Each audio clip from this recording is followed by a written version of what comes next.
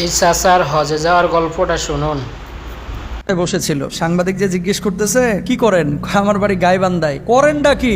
কয় কৃষি কাজ করি। কয় জমি জায়গা বেচে হজে যাচ্ছেন না কিভাবে ভাই, একটু জানতে পারি? কয় জমি জায়গা আমার তো নুন আনতে বান্ধা ফোরায়, কিন্তু হজে যাওয়ার জন্য আমার অনেক আগ থেকে আকাঙ্ক্ষা ছিল। তো বলছে তাহলে কি আপনি টাকা ম্যানেজ করলেন, কেউ দিছে নাকি বদলি হজ?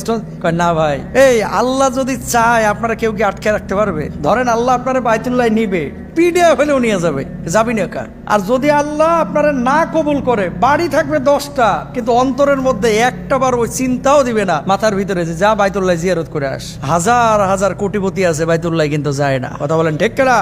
2014 সাল কি 13 সালের কথা, আমি তখন জেদ্দায় একটা প্রোগ্রামে, ওখানে একটা হোটেল আছে হিলটন, সাগরের ধারে বিশাল হোটেল। তো বাংলাদেশ থেকে অনেক সময় সরকারি সফরে কিছু লোক যায় না, একজন ঊর্ধ্বতন কর্মকর্তা গিয়েছে, তো তাকে সৌদি সরকার টিকিট দিচ্ছে, ওখান থেকে গাড়ি নিয়ে হোটেলে পৌঁছাইছে। হোটেলে ভিভিআইপি ফ্যাসিলিটি সব, আন্তর্জাতিক কনফারেন্সে ওখানে গিয়েছে। তো আমার তো উমরা হয়ে গেছে আগে, আমি অন্য কাজে গিয়েছিলাম। আমি ওনারে বললাম যে মোহতারা, জেদ্দা থেকে মক্কার দূরত্ব মাত্র 60-62 কিলো 62 কিলো, তো আপনারা তো সরকার গাড়ি দিয়েছে, সব সুযোগ সুবিধা এবং উমরার ব্যবস্থা আপনাদের লেগে করে রাখছে, কেউ যদি যাইতে চায় তাকে সরকারই নিয়ে যাবে।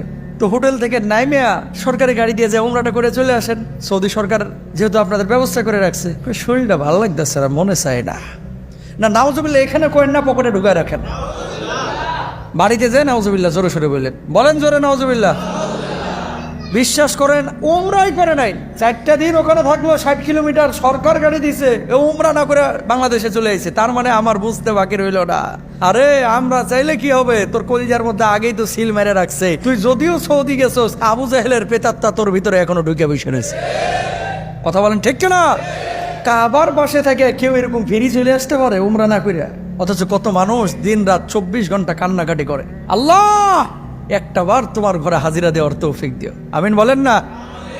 এই ফিলিংস কি জানেন? ফিলিংস ওখানে যে আপনি হাজিরা দিবেন, কাবার পাশে যেমনি দাঁড়াবেন না। আমরা এখন কোন দিকে মুখ করে নামাজ পড়তেছি? কাবার দিকে। কাবা পশ্চিমে, তার লেগে তো আমরা পশ্চিম দিকে মুখ করে নামাজ পড়তেছি। কিন্তু যখন আপনি নামাজে দাঁড়াইলেন, চোখের সামনে কাবাটা আপনার ভাসতেছে, সামনে কাবা। আর সুদাইসি যখন তেলাওয়াতটা করে, অন্যান্য কারি সাহেবরা যখন তেলাওয়াত করে, আলহামদুলিল্লাহ রাব্বিল আলামিন আর রহমানির রহিম মালিক ইয়াউমিদ্দিন ইয়্যাকা না'বুদু ওয়া ইয়্যাকা নাস্তাঈন ইহদিনাস সিরাতাল মুস্তাকিম সিরাতাল লাযীনা আন'আমতা আলাইহিম গায়রিল মাগদুবি আলাইহিম ওয়ালাদ-দাল্লিন।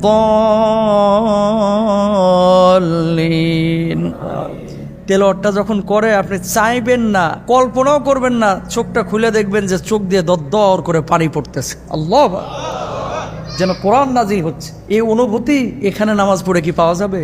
পাওয়া যাবে? আল্লাহর হাবিবের রওজার পাশে যখন দাঁড়ায় বলবেন আসসালাতু ওয়াসসালামু আলাইকা ইয়া রাসূলুল্লাহ, আসসালাতু ওয়াসসালামু আলাইকা ইয়া হাবিবাল্লাহ, আমি এসেছি মদিনায় বহুত কষ্ট করে, নবী গো আপনার কাছে আমি সালাম পৌঁছে দিলাম, আমার হাবিব সালামের জবাব দিবে, কলিজাটা ঠান্ডা হয়ে যাবে। ঠিক কিনা? আল্লাহ আমার সব ভাইদেরকে হজ্জের জন্য কবুল করুন। এবং বাইতুল্লাহ জিয়ারত এটা আল্লাহ তাআলা সবাইকে কবুল করেন না, যাদেরকে কবুল করেন তারাই কিন্তু যেতে পারে। যেখান থেকে আসলো কথাটা, এই ভদ্রলোককে জিজ্ঞেস করছে এত টাকা কোথায় পাইলেন? তিনি বলছেন আমার ক্ষেতের আইল বরাবর কিছু জায়গায় 18 বছর আগে কিছু গাছ লাগাইছিলাম, কালেক্টর সহ কিছু গাছ যখন আমি লাগাইলাম, লাগানোর পরে গত বছর যখন রেজিস্ট্রেশন শুরু হলো, একটা গাছ কেটে বেচলাম, 30,000 টাকা পাইলাম, ওটা দিয়ে হজ্জের রেজিস্ট্রেশন করে ফেললাম। এখন বাকি টাকা কিভাবে পাবো? একটা গাছের দাম যদি 30,000 টাকা হয়, আমার এখানে আরো অনেকগুলো গাছ আছে, তো বললো যে আমি প্রথমে 22টা তারপর 20টা গাছ কাটলাম। প্রথমে কাটলো 22টা, তারপরে কাটলো কয়টা? 20টা, 42টা গাছ কাটলো। 42টা গাছ কাইটে দেখে যে হজ্জের লেগে টাকা রেডি। আলহামদুলিল্লাহ বলেন না? মানে গাছগুলো সব বেচে দিছে। কয় বিশ্বাস করেন আমার এখানে যা টাকা আছে একটা টাকাও বাইরের না, সব আমার গাছ বেচা টাকা। আর এই গাছগুলো আমি লাগাইছিলাম এই কারণে যে আল্লাহ এই গাছগুলোর টাকা দিয়ে তুমি আমার হজে নিও।